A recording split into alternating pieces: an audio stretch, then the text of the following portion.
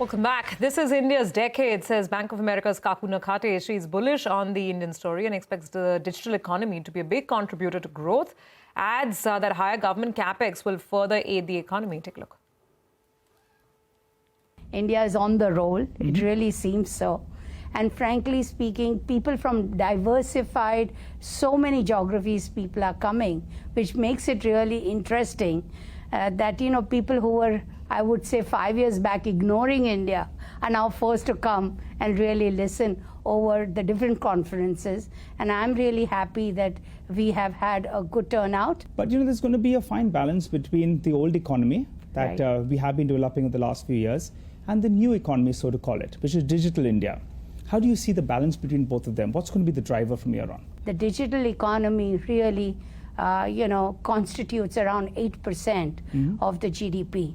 But we are very confident that by 2030, to your point, that in digital economy will contribute close to around 20% of the economy. So there is a structural shift that we are saying.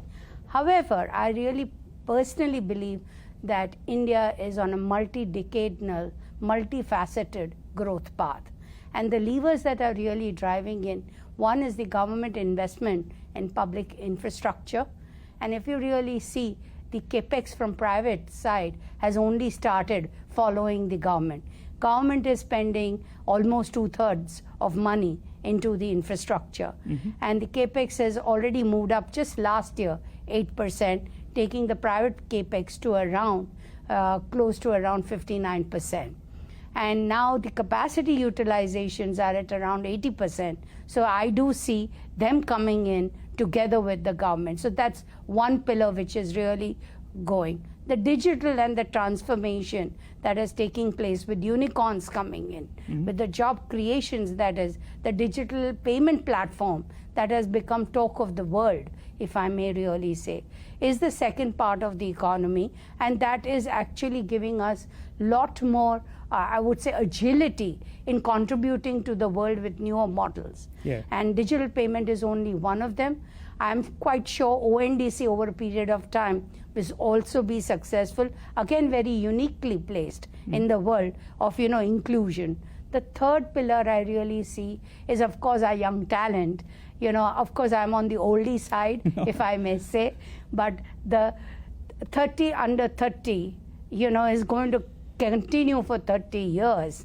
That is, a very big demographic point, and each of them are, the middle classes are moving. I said within the middle class, if I were to say, there are stratas of middle class. And everybody is kind of moving up, if I may say, on the consumption story. Together with all this, the government's intention, which is very spelled out in the last 3 years on sustainability, and India moving to around sustainability by 2070, the net zero targets. And what we are going to achieve just in 2030 is really going to throw up a lot more bigger opportunities. And the final leg, I would say, is geopolitically. We are so well placed, though there is tension in the world.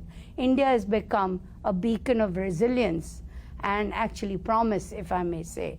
And the supply chains, which we are yet to develop, and we are on the path with Make in India, the PLI schemes. I think that's going to be adding a lot more, manufacturing capacity, because India has stagnated on manufacturing at 18%.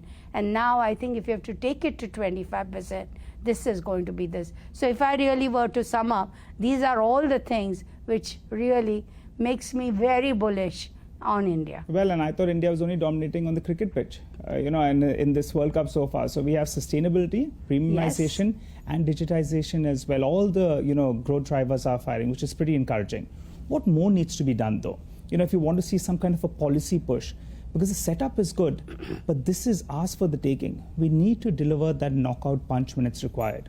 So what more would you like to see? So I do think it's more of the same in many ways. I do think Make in India should be really focused for the country, because in this geopolitical tension era, we need to be self-sufficient to some extent, if I would say, because we have a very large population of 1.6 billion. The second thing, ease of doing business. I think we need to keep working on it and make it easier and easier, if I may really say.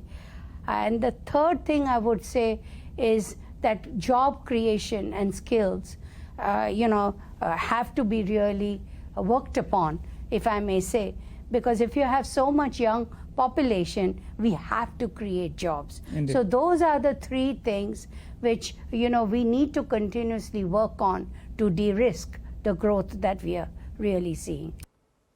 Okay, important conversations coming in there, but let's get back to tracking the markets now. We have about 10-15 minutes left before